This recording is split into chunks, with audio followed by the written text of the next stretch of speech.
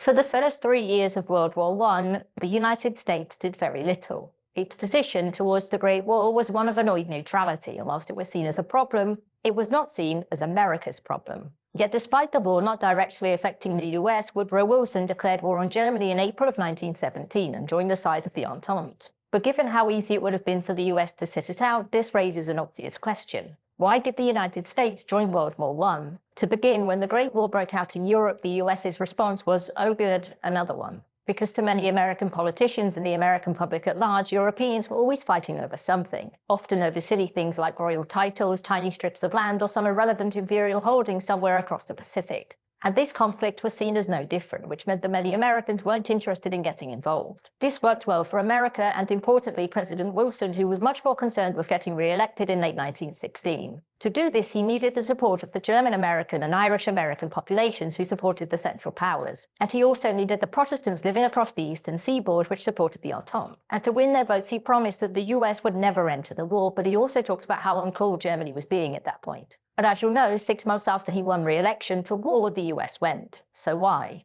Well, to start, public opinion had slowly shifted from who cares to not Germany over the past year. This was mostly down to Germany's long-term goals largely being we'll dominate Europe, and also because of Germany resuming unrestricted submarine warfare which could target American vessels, and also the Zimmermann telegram, in which the German Empire asked Mexico to invade the United States, which was something not well received by the American public. Now, history buffs amongst you will know that the American public wanting something does not mean that the American government is going to do it. And one of the most pressing reasons for Wilson to go to war was money. American business was making quite a lot of money from the war since exports to Britain, France and Italy had increased massively, which is one of the reasons that unrestricted submarine warfare angered the US government so much. Less exports meant less taxes, and governments like taxes. Another monetary reason was loans. The US government had lent the Entente nations a lot of money.